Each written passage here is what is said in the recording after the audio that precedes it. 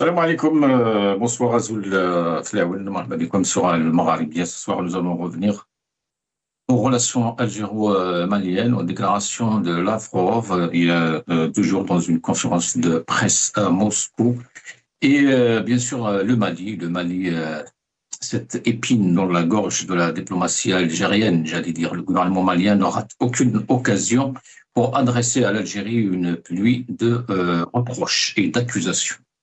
La 19e réunion ministérielle du mouvement des non-alignés à Kampala, en Ouganda, a été une nouvelle étape dans l'escalade donc des tensions entre les deux pays.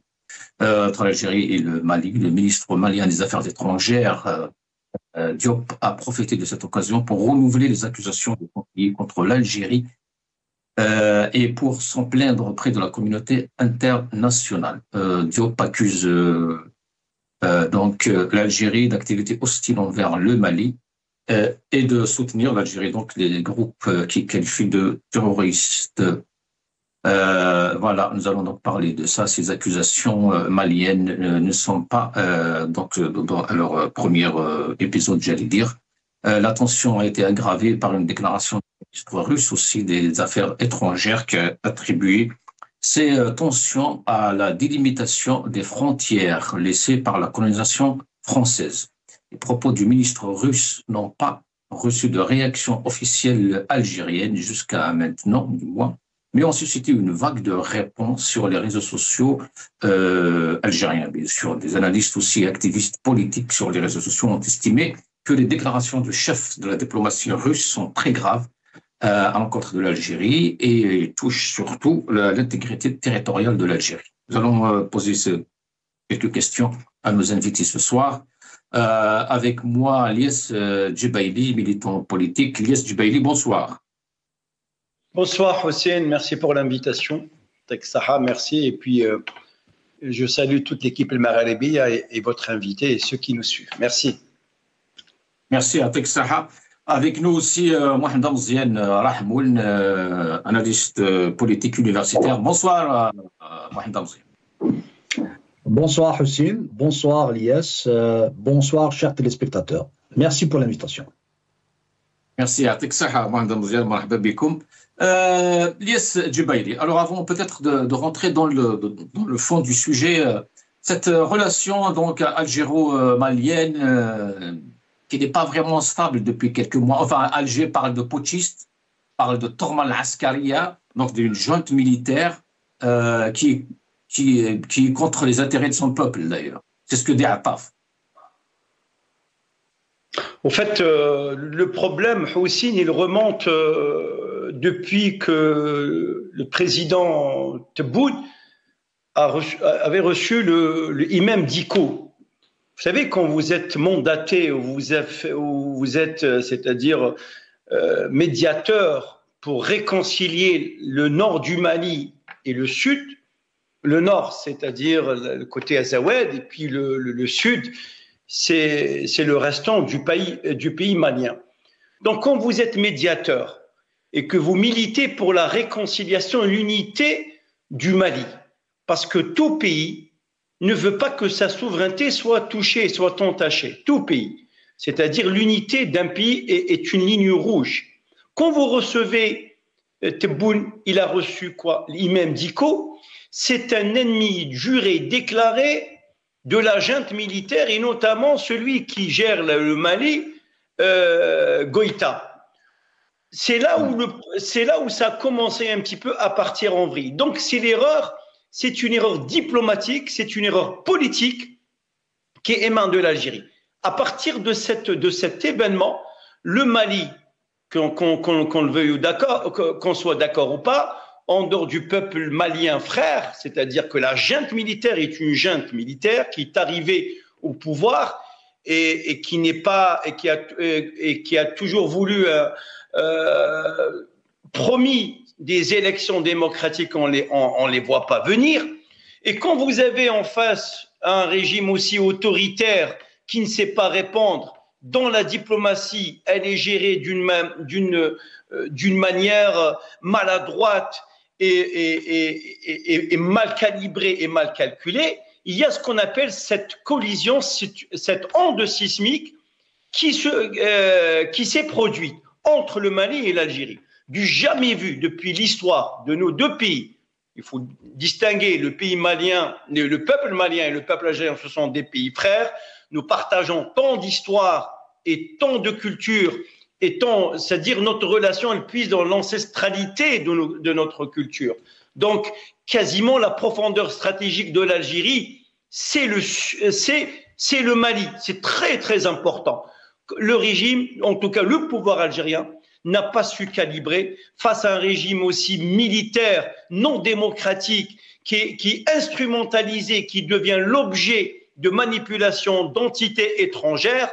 Donc les dégâts, ce qu'on appelle, c'est une onde sismique de type S, tellurique, qui n'a pas de trajectoire et qui va dans tous les sens. Et le responsable, je le dis, nous sommes algériens, il faut le dire, le responsable. Le responsable, ce sont les autorités algériennes. Et Goïta, il profite de la faiblesse de notre diplomatie, il profite de la faiblesse de l'État algérien en tant que tel pour attaquer, pour invectiver des officiels algériens au sein de l'ONU. Raptaf, qu'ils répondent ou pas, je veux dire, ça n'a plus de sens. Notre pays, en tout cas ceux qui représentent l'Algérie, ont été invectivés en direct. C'est-à-dire, quasiment le membre permanent ou le représentant permanent du Mali à l'ONU, il considère que c'est-à-dire que les responsables algériens, ils soutiennent le terrorisme et quasiment l'État algérien devient de facto un État terroriste. Vous vous rendez compte? C'est au sein de l'ONU, c'est-à-dire le berceau de la résolution des problèmes, entre guillemets, hein, parce que l'ONU, comme disait le général de Gaulle, ce machin-là. Donc, pour vous dire, le responsable de ces événements, de cette relation qui ne veut pas, je veux dire, se terminer de façon positive, ce sont les autorités algériennes.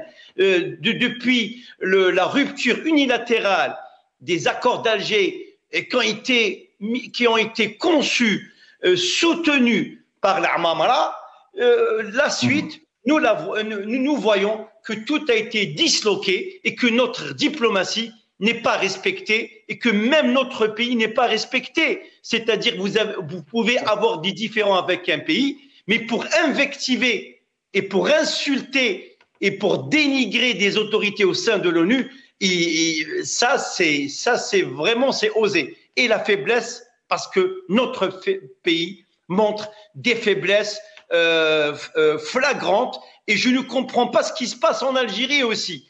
Le pays est assiégé de tous les côtés, Hussein. Notre pays est assiégé de tous les côtés. Quand je dis assiégé, ça veut dire que les relations sont mauvaises à l'ouest, à l'est. Nous allons revenir à cette question, Lies. Nous allons revenir justement à cette question après des relations et est-ce que l'Algérie est désolée ou pas. Ce que Tebboune a refusé d'ailleurs. Mohamed Damzian, Ataf a dit ceci, donc à cette réunion des pays non alignés au Ouganda. Je constate que pour la deuxième année consécutive, des putschistes parmi la junte au Mali osent, depuis cette même tribune, s'attaquer à l'Algérie. Les sommets de la bassesse, de la vulgarité et de la grossièreté atteints par ce faux poète, mais vrai putschiste, ne sont rien d'autre que l'ogoré de Soudard. Son bavardage de caniveau ne mérite que mépris et n'inspire que dégoût. Mais il me semble que tu viens de reprendre ce que l'Armamara a dit à l'ONU. Non, là c'était Ataf hier. C'est la même chose qu'il a dit à l'ONU en tout cas. C'est pratiquement les mêmes phrases. Alors si c'est ça, c'est pratiquement le même discours. Voilà. Mais en tout cas, chose est sûre, entre le Mali qui avance des faits, et même des faits ajoutés avec une précision dans le temps et dans l'espace, et ce genre de discours, c'est deux choses différentes. Ça, c'est juste un commentaire. Maintenant, les deux régimes se ressemblent. Certainement, l'Algérie est une autre configuration, mais le Mali est un régime militaire. Il a pris le pouvoir par, ce sont des putschistes, c'est une réalité, mais le régime actuel aussi, ils ont intronisé le régime Tebboune, ils l'ont bien évidemment adoubé, reconduit, qui a été coopté par l'armée, il a été reconduit par un fiasco électoral. Donc, je ne vois pas pourquoi toutes ces accusations entre deux régimes illégitimes. Donc, franchement, il y a un problème. On aimerait bien avoir un régime qui serait légitime, issu de suffrage, un régime démocratique qui accepte les garde-fous, qui les soigne, parce que nous avons besoin aussi que la démocratie soigne, et c'est ce que j'espère pour nos frères maliens. Maintenant, pour ce qui est de cette crise entre les deux pays, il y a aussi des facteurs, n'oublions pas, externes aux deux pays. C'est au jour d'aujourd'hui, c'est l'influence russe. Les Maliens se sont réconfortés, si vous voulez, dans leur attitude, parce qu'il y a les Russes aussi qui les soutiennent, et il y a aussi d'autres puissances qui tirent profit de cette crise entre les deux pays, qui ont bien évidemment, le Mali se voit aussi réconforté par l'adhésion d'autres pays, appelés maintenant les pays de l'AES, mais en fait, je dirais que le régime algérien, par ses erreurs, les autres en profitent et il est piégé. J'ai une fois donné l'exemple du capitaine Léger pendant la guerre de libération nationale, comment qu'il a pu manipuler l'armée de libération nationale. Au jour d'aujourd'hui, si le régime algérien pense qu'il peut manipuler, il y a d'autres puissances qui ont l'art de la manipulation, l'art d'induire en erreur, et c'est ce qu'on est en train de voir. Le régime algérien excelle dans les erreurs, et c'est pour ça que nous sommes dans cette situation. La question sécuritaire est fondamentale pour un pays. Il s'agit de l'avenir de son pays. Donc, se permettre d'avoir des pays ennemis, et bien sûr qu'on ne peut pas négliger. J'ai bien dit qu'il y a présence russe, il y a des intérêts d'autres puissances. Donc, quelque part, nous pouvons dire, et bien sûr avec la notion de terrorisme qui est plurielle, parce que personnellement, je parle du terrorisme en pluriel. Je ne peux plus parler de terrorisme en tant qu'une forme quelconque, c'est au pluriel. Avec tous ces éléments, ça fait que la situation au Sahel est très, très dangereuse. Merci, Mohamed Hamzet. Nous allons passer maintenant à la déclaration de M. Lavrov. من قناة الجزائر الدولية عبرت عدة دول إفريقية خاصة بمنطقة الساحل والصحراء عن مخاوف من تواجد عناصر فيلق أفريقيا في بعض البلدان وتعتبره شكلا من التدخل الخارجي في شؤون الداخلية. كيف تتلقى روسيا هذه المخاوف وماذا عن اتهامات هيئات حقوقية دولية بخصوص ارتكاب هذه العناصر لجرائم ضد المدنيين على غرار ما تم في شمال مالي؟ وشكرا. Ну, вам так тщательно все написали, вы добросовестно зачитали все, что было. هم كتبوا لكم وأنتم قرأتم بالتفصيل. الفيلق الإفريقي هو قسم من وزارة الدفاع لروسيا الاتحادية، والعسكريون الروس لا يرتكبون أي جرائم ضد المدنيين. فإذا مكتب تحرير لديكم أو من طلب منكم الإشارة إلى هذا الموضوع، هناك أمور موضوعية، فمن الضروري عرض هذه الوقائع. Ilyes Djebaili, peut-être avant de parler du silence des autorités algériennes, le silence de cette chaîne de télévision aussi, Al-24, qui ne défend pas leurs journalistes. Au fait, attention, il faut faire très attention parce qu'il y a deux lectures possibles, Hussein. Donc, il y a deux lectures parce que j'ai vu sur les réseaux sociaux. Il faut savoir que les Russes n'ont jamais été des amateurs en matière de diplomatie internationale. Les Russes peuvent faire mal, mais ils le font en douceur. La Russie est considérée comme un allié naturel de l'Algérie. Les derniers temps, les relations sont très froides parce qu'il y a un désaccord stratégique entre la Russie et l'Algérie. Mais il faut savoir que la Russie reste un allié, qu'on le veuille ou non, de l'Algérie, que l'Algérie, elle achète des armements russes et apparemment, d'après certaines rumeurs et d'après certains magazines français spécialisés dans l'armement, peut-être que l'Algérie est sur le point d'acquérir ce qu'on appelle des Su-57, 5e génération, des furtifs, à l'unité à 140 millions de dollars, c'est-à-dire ça va être chiffré à des milliards de dollars. Donc, ça a été divulgué, mais le montant n'a pas été donné. Mais si vous cherchez le montant de cette unité, ça donne 140 millions de dollars. Il faut savoir que la Russie a toujours vendu, elle vend que des armes qu'à l'Algérie et l'Inde et l'Égypte. Donc, elle a ce qu'on appelle cet avantage militaire en matière d'acquisition d'armes défensives, mais pas offensives. C'est très important pour que nos compatriotes le sachent. Maintenant, il y a deux lectures. Soit, si c'est vrai, soit les propos de M. Lavrov ont été manipulés. M. Lavrov, quand il n'a pas donné son soutien lors de la non-adhésion de l'Algérie au sein des BRICS, ça, c'était quelque chose de véridique, parce que, quelque sorte, il reprochait, c'est pas qu'il reprochait, c'est un message limpide, implicite, envoyé aux autorités algériennes. Vous pouvez pas entrer au sein de BRICS. C'est les réformes macroéconomiques ou économiques n'ont pas été faites.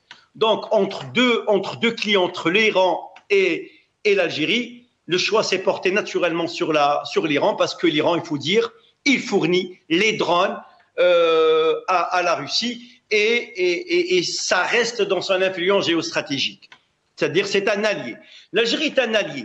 Mais le problème, le désaccord où se trouve, c'est que depuis les mercenaires qui sont arrivés dans le Sahel et qui ont commencé à instrumentaliser un peu tout le gratin de l'AES, Goïta, sauf le président, sauf le capitaine du Burkina Faso, c'est un jeune, il est beaucoup plus pragmatique, il ne veut pas un peu heurter les autorités algériennes. Mais en tout cas, depuis que les mercenaires sont arrivés au Sahel, les relations entre la Russie et l'Algérie se sont détériorées, mais elles ne sont pas sur la ligne de la crête, sur la ligne de crête, c'est-à-dire le désaccord il est existant, mais je ne pense pas que les relations, il y a toujours un équilibre entre eux. Pour une raison très simple, quand les mercenaires de Wagner sont arrivés en Algérie, la Russie n'a pas informé les autorités algériennes. Après le départ des mercenaires, Wagner, ils ont été remplacés par l'intitulé Africa Corps. En tout cas, il y a un désaccord stratégique entre la Russie et l'Algérie, Hussein. Par contre, maintenant, est-ce que Lavrov voulait heurter ou tirer sur les autorités algériennes comme ça? Le bonhomme, c'est un grand stratège, c'est un très, très grand ministre des Affaires étrangères. Chaque mot est calibré. Il a fréquenté pas mal de hauts diplomates algériens de haut rang, comme M. Bali, comme M. Lamamara, comme M. Boukaddoum Sabri. Donc, il connaît un petit peu. Maintenant, dire ça en pleine conférence, le bonhomme, vous savez, s'il a commis une erreur avant, Poutine, il l'aurait déjà dégommé, si je me permets cette terme, mais au sens noble du terme, c'est-à-dire il le neutralise. C'est quelqu'un qui a de la pointure, c'est quelqu'un qui a la stature, c'est quelqu'un, un bon négociateur. Dans la guerre entre l'Ukraine et la Russie, il arrive toujours à mettre la diplomatie russe. Maintenant, est-ce que c'est voulu ou pas? Ou est-ce que les propos de M. Lavrov ont été manipulés? Apparemment, d'après l'entourage, ceux qui connaissent un peu le russe, parce que c'est très difficile à traduire aussi, il faut dire les choses, ont été manipulés, ont été sortis de leur contexte. Mais imaginons, si Lavrov avait dit, par rapport aux supputations sur le tracé des frontières algériennes, je pense à Hussein, que l'Algérie aurait convoqué le ministre des Affaires étrangères, enfin l'ambassadeur, convoqué l'ambassadeur pour lui signifier ne serait-ce que son désaccord par rapport, mais je ne pense pas que les Russes, personnellement, le font parce qu'ils sont très forts en matière de diplomatie internationale et ne sont pas des amateurs. Avant même peut-être de convoquer l'ambassadeur, parce que même sur cette idée de convoquer l'ambassadeur, nous avons vu l'Algérie a convoqué déjà des ambassadeurs d'autres pays pour des déclarations beaucoup moins dangereuses que celles tenues par Lavrov. Mais sinon, on va réécouter un autre extrait et je reviens. نعلم أن هناك بعض التوترات بين أصدقائنا في الجزائر وأصدقائنا في مالي. هي التوترات التي تتلخص إذا نقول بصراحة بالماضي الاستعماري، حيث قام المستعمرون بإدارة إفريقية بطريقة مستقرة دون أخذ بعين الاعتبار أماكن إقامة القوميات والأثنيات. على سبيل المثال نفس الشيء مثل رواندا وبوروندي وتونسي وخوتي. إذا رأينا خريطة أفريقية رأينا أن بعض الحدود هي استناعية، فالجزائر والمالي نفس المصير شهده شعب تواريغ. هذا التاريخ هذه الوراثة تدخل الأمور الحالية، فربما لا استثنى أن هذا أيضا نتيجة لمحاولات تأجيج الصراع من قبل المستعمرين السابقين. Madame Ziane, est-ce que vous comprendrez, je ne sais pas, est-ce que c'est possible, est-ce que c'est facile de comprendre le silence des autorités algériennes quand on écoute ou on comprend, enfin, Lies parler de propos qui ont été manipulés, je ne sais pas. Je n'ai pas dit qu'ils ont été manipulés, c'est-à-dire un cas de figure, aussi. Oui. Un cas de figure. Oui. Il y a deux cas de figure. C'est comme ça si on veut analyser les choses. Un cas de figure, parce que la maîtrise de la langue russe, elle n'est pas donnée à tout le monde, mais je ne pense pas, personnellement, après, je ne sais pas, les Russes sont beaucoup plus forts en matière de diplomatie internationale. Je ne pense pas qu'ils vont s'aventurer à ça. Peut-être qu'ils ont été manipulés, la traduction a été mal faite. Voilà, donc je m'arrête là. Madame Ziane.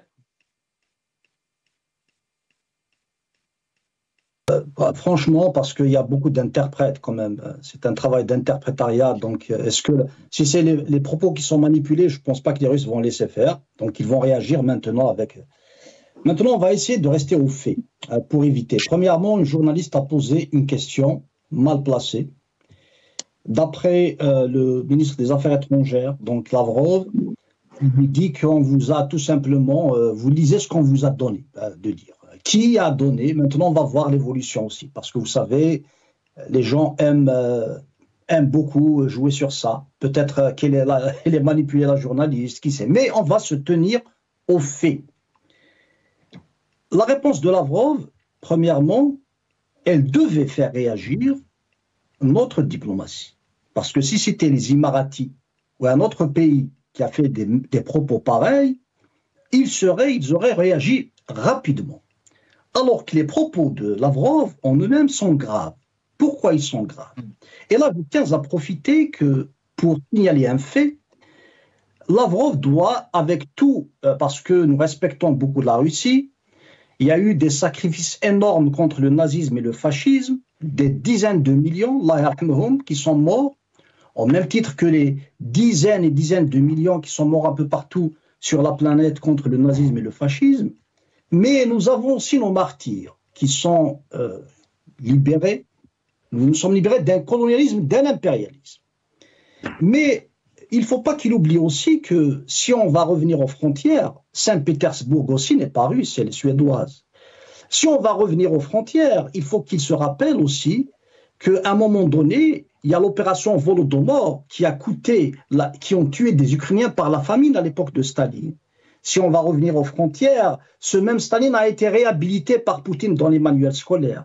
Si on va parler des frontières, Poutine porte très haut Alexandre le Grand, Pierre le Grand, pardonnez-moi, pour tout cet expansionnisme à son époque. Donc, il n'a qu'à s'occuper de ses poux. On ne s'est pas mêlé des frontières russes pour qu'ils nous apprennent, pour qu'ils s'insinuent dans nos frontières. Ça, c'est ma première réaction. Maintenant, on va essayer de contextualiser et de savoir que les Russes, avant même Lavrov, parlaient de frontières. Le philosophe russe Dugin, à maintes reprises, parlait des frontières. Et presque, c'est le même discours. Et pour ce qui est de la présence russe au Mali, elle est, et bien sûr, de ce front de lutte russo-ukrainien, parce que l'agression russe qui s'est faite en Ukraine, certainement que Zelensky, il est pro-occidental, mais ils l'ont provoqué parce qu'ils savaient que Poutine, le nouveau tsar de Russie, veut à tout prix prendre certains territoires depuis longtemps déjà. Il en rêvait, il l'a fait en Géorgie, il veut reprendre à ce que tout pays qui tournait autour du giron de l'ex-Union soviétique revienne vers son propre giron, c'est-à-dire la Russie. Et n'oublions pas qu'il est dans une mission messianique, c'est la troisième Rome contre l'Occident sioniste existentiel. Donc, quelque part, ils sont dans leur élément. Et c'est pour ça que si l'Algérie avait une diplomatie forte, une véritable diplomatie, un pays avec des dirigeants légitimes, il n'aurait jamais accepté ce genre de propos, premièrement. Et encore, comme j'ai dit, pour ce qui est de notre relation stratégique avec la Russie, elle ne se limite qu'à la vente des armes et des informations, certainement stratégiques, etc. Mais en fait... Est-ce que cette déclaration à Mohamed Hamzian laissera des traces sur la relation entre la Russie et l'Algérie? Déjà, elle vient de laisser des traces. Parce que le fait que la diplomatie algérienne n'a pas réagi, ça a laissé déjà des traces. Et maintenant, comment que ça va évoluer? Si on veut savoir comment que ça va évoluer, là, je ne peux pas vous dire maintenant. Il faudrait attendre la réaction, voir... parce que, vous savez, il y a aussi les coulisses, il y a la diplomatie parallèle, il y a beaucoup d'Algériens qui connaissent les Russes, etc. Mais sachez pertinemment que la Russie est une puissance mondiale, est une puissance nucléaire. Et le fait qu'elle est l'allié maintenant du Mali veut dire beaucoup de choses. Je vous ai cité dans l'une de vos émissions les propos d'Alexander Ivanov, qui est donc directeur de l'Union des officiers pour la sécurité internationale, lorsqu'il a insinué que l'Algérie, avec d'autres pays bien sûr africains, laisse passer des formateurs ukrainiens et bien sûr du matériel militaire au niveau du Sahel. Ceci ne peut pas passer inaperçu. Et c'est clair que nous, en frontière, qu'il soit du groupe Wagner ou maintenant de l'Africorp, l'Algérie ne se sent pas en sécurité réellement. Mais parlons aussi de frontières parce que j'ai une autre vision des choses, parce que l'interprétation de Lavrov des problèmes que nous vivons en Afrique est une interprétation propre au prisme russe. Nous avons effectivement, en tant qu'Algériens connaissant notre pays, nous avons toujours dénoncé le jacobinisme. Nous pensons que le jacobinisme est l'erreur monumentale qui est derrière, si vous voulez, tous les problèmes que vive l'Afrique. Parce que c'est-à-dire nos aïeux parlaient si vous voulez, du Grand Maghreb, nous parlons de l'Afrique du Nord, etc. En même temps, on parle de régionalisation, on parle du respect des cultures. C'est pour prévenir les conflits, c'est pour placer tout le monde dans une démocratie participative. Donc, il n'a qu'à nous laisser s'occuper de nos poux. Quant à ces poux à lui, la Russie de Poutine, cette nouvelle, donc ce nouveau impérialisme, ils n'ont qu'à s'occuper de leurs problèmes, des opposants qui sont assassinés sans comprendre comment, etc. Mais franchement, il faut qu'il y ait une réaction officielle, prépondérante. Oui, moi, certains vont jusqu'à dire que la Russie a l'intention, bien sûr, avec le Mali, de créer une petite république Touareg.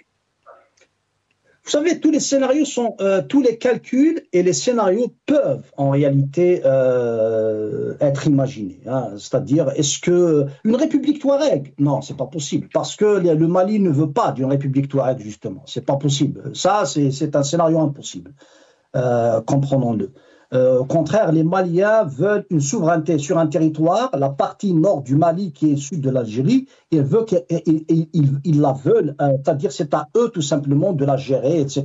Ils ne reconnaissent pas ce genre ni de république, même l'Algérie ne va pas reconnaître une république touareg. Par contre, pour prévenir, j'espère que les dirigeants algériens auront l'audace et le courage politique d'accepter la différence, il est temps de mettre fin au jacobinisme.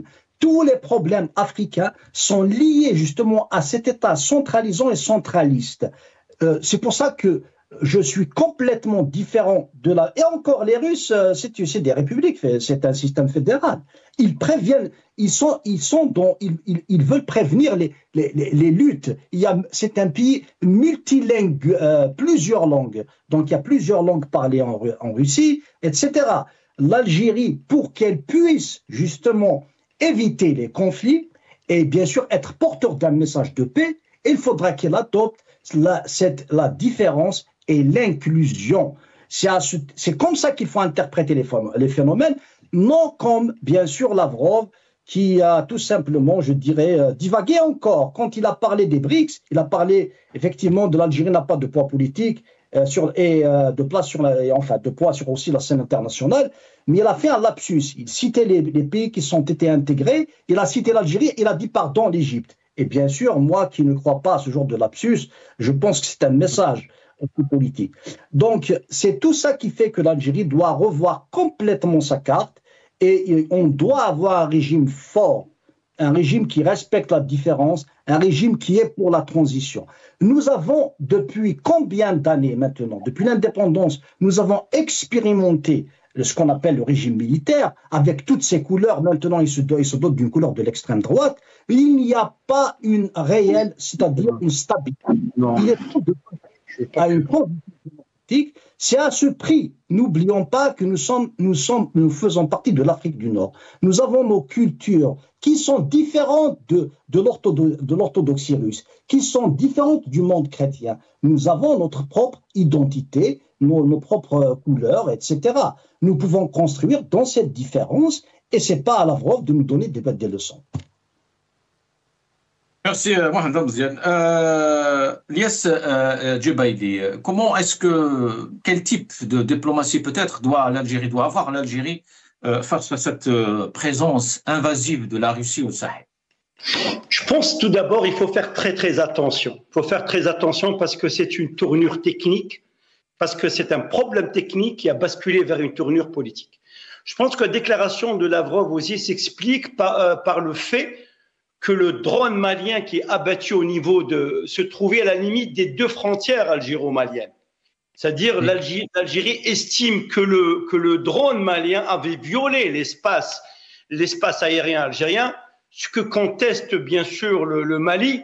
Donc à cette époque-là, au fait, on a donné ce qu'on appelle une explication technique, en fait. Ce n'est pas une explication politique, une explication technique. C'est-à-dire, si vous arrivez à résoudre l'équation technique, vous avez rapidement l'équation politique. C'est que l'équation technique, c'est que le drone il a été abattu. Je veux dire, c'est un drone de fabrication turque et qui a été envoyé par les Maliens, mais ce ne sont pas les Maliens qui l'ont envoyé. Parce que pour envoyer un drone, il faut avoir la technicité et les pilotes qui sont conçus pour. C'est très important, il faut être fin.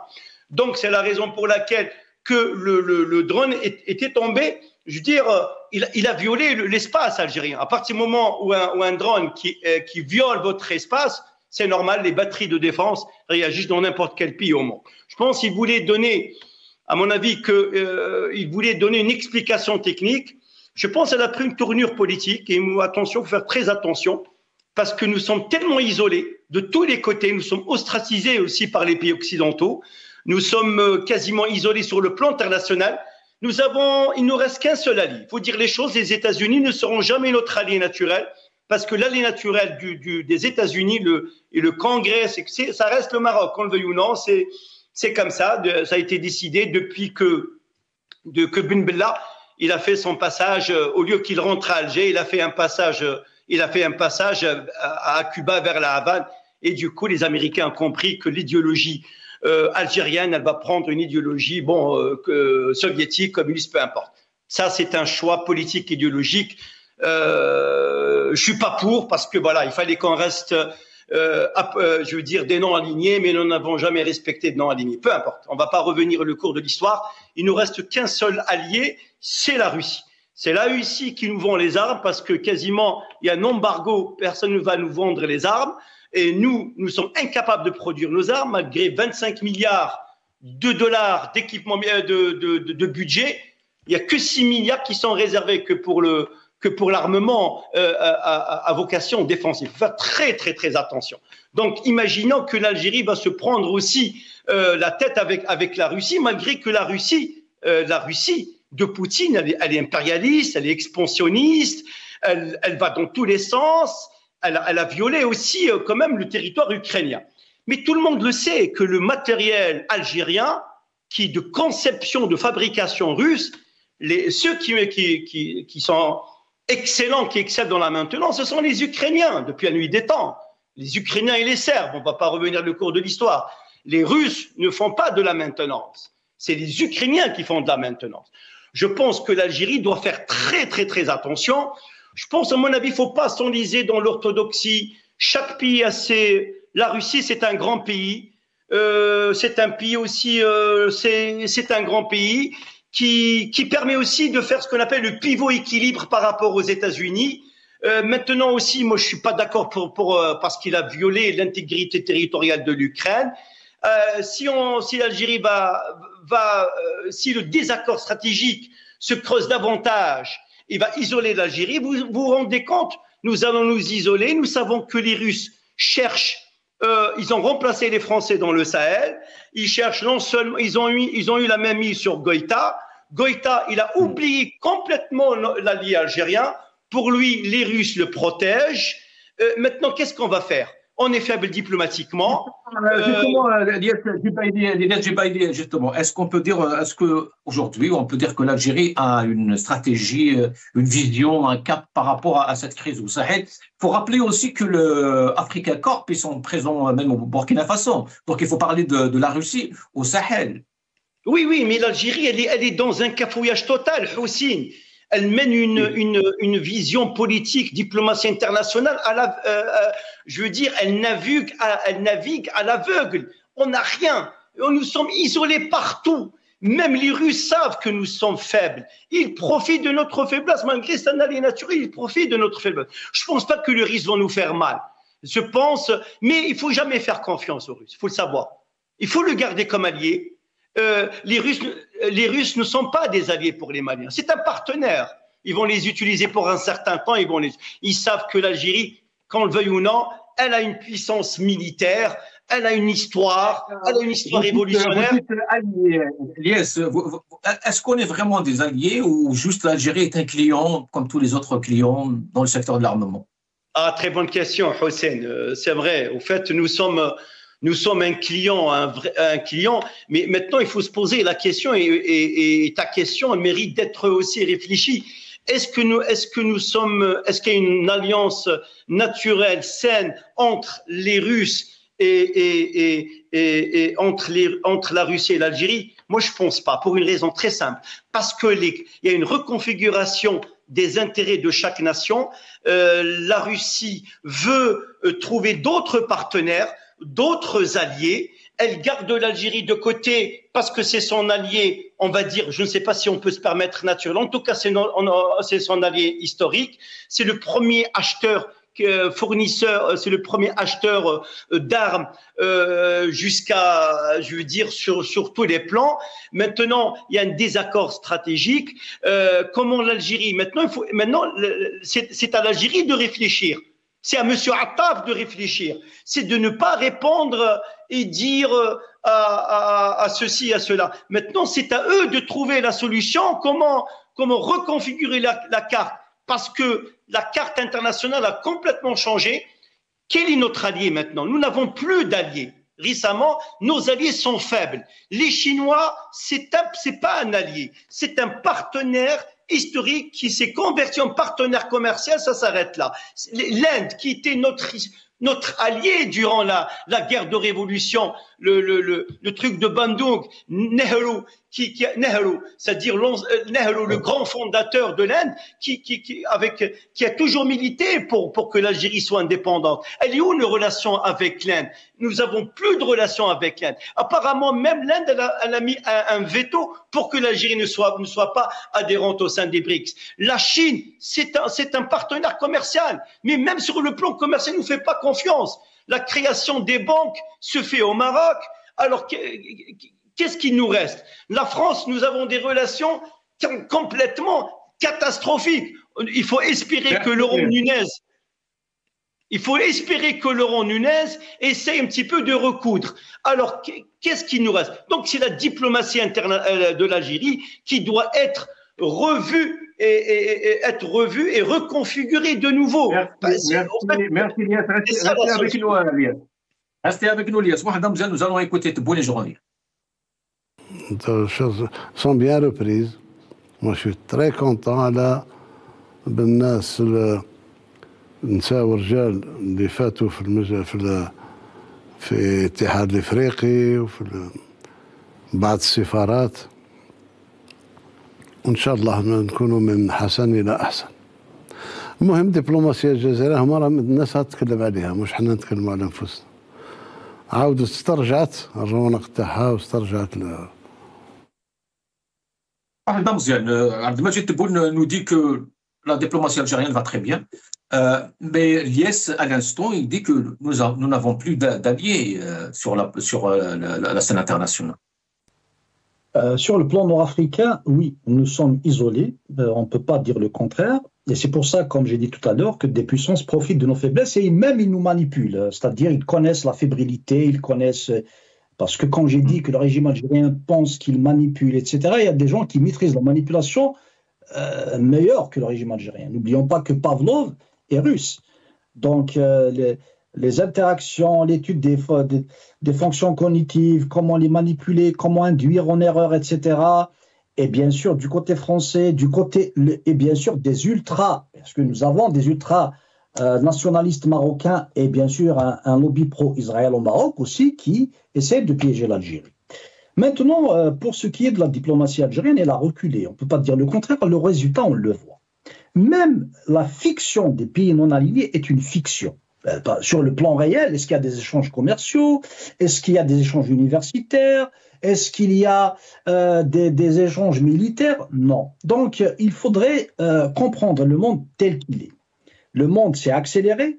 La remise en question des frontières, je tiens à le rappeler, même Donald Trump a parlé de cette remise des frontières. Il s'est même, à un moment donné, parlé de vouloir prendre le Canada et bien sûr le Groenland qui appartient, enfin du Danemark. Voilà. Donc cette tendance, elle existe. C'est pour ça qu'à un moment donné, dans une émission, j'ai dit que Donald Trump et Vladimir Poutine sont deux faces de la même pièce. Certainement, les objectifs sont différents, les mécanismes sont différents, mais pratiquement, c'est des vérités impérialistes, expansionnistes, et bien évidemment, existentialo-idéologiques. Bien sûr, utilisées à fond par Poutine. Il a réhabilité l'orthodoxie.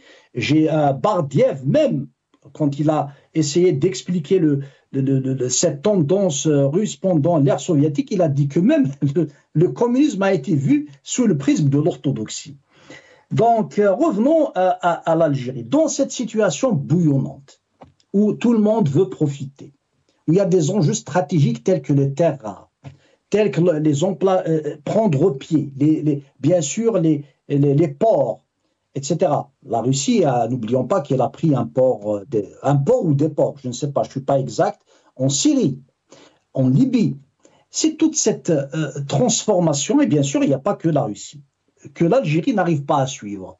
Elle n'arrive pas à suivre son peuple, je parle du régime algérien, il n'arrive pas à suivre les mutations. Comment maintenant essayer de rebondir? Certainement que la Russie sait que le régime algérien est faible. C'est clair, et net et précis.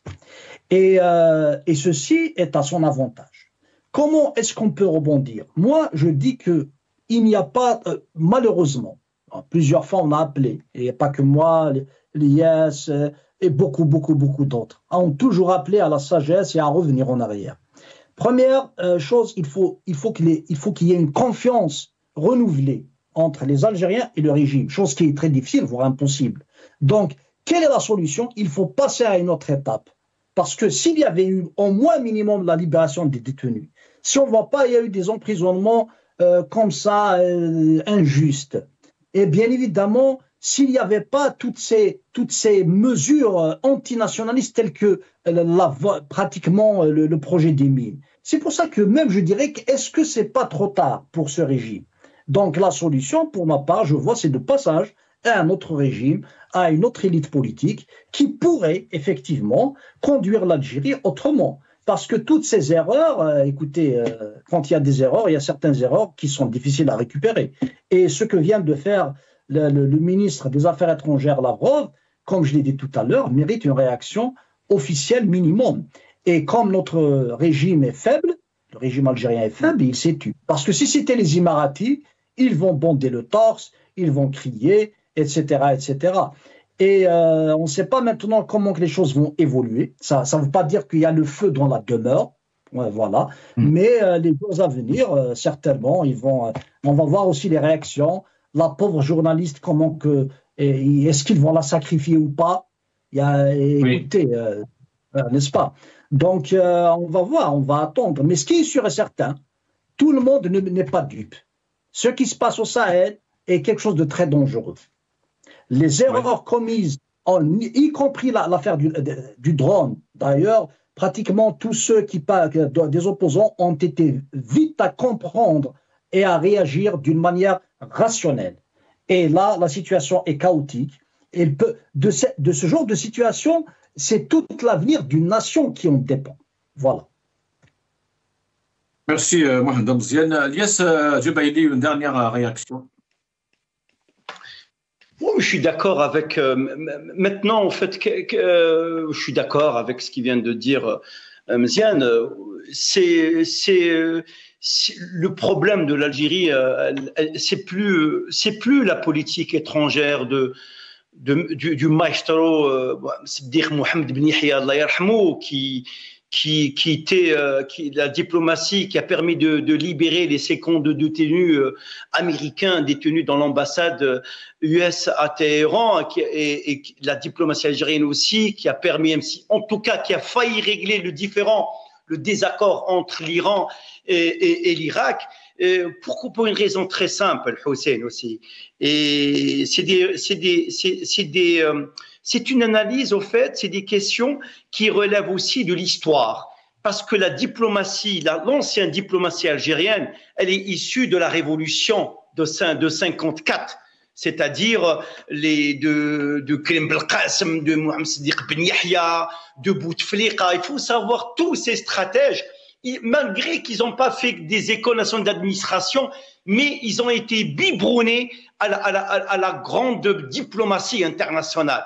Maintenant, nous voyons que le déclin de notre diplomatie, il est flagrant. Il est lié à la fois, il faut rechanger, c'est-à-dire il faut repartir de zéro. Il est lié aussi à une question de démocratie. Il est aussi lié à une question de politique intérieure aussi, parce que la politique intérieure aussi, elle rejaillit sur la politique étrangère. C'est intimement lié quasiment. Donc quand vous avez un Attaf, on a fait revenir Attaf pour frapper ou sanctionner l'Amamara, parce que dans ce poste, qu'on le veuille ou non, nous avons besoin d'une personne qui est dans la réflexion et qui sait guider l'Algérie. Et malheureusement, le régime, en tout cas le pouvoir algérien, il est complètement aveugle.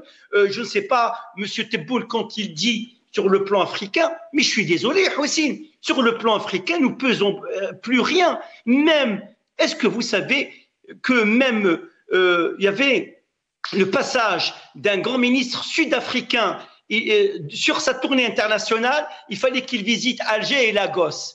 Il est arrivé à Alger, il est reparti à Lagos. À Lagos, il a décidé de supprimer les visas pour les Nigérians et pour les Algériens, non. Est-ce que vous avez remarqué? Eh bien oui, c'est la réalité. Quand vous nous dites qu'il y a des relations depuis Nelson Mandela entre l'Afrique du Sud et l'Algérie, non, même l'Afrique du Sud, elle est en train de revoir et de reconsidérer sa vision, parce que maintenant, on n'est plus dans l'affect, on n'est plus dans l'émotion. Chaque pays cherche ses propres intérêts, égard à des pays dont la faiblesse est avérée sur le plan international. Là, ils s'en moquent.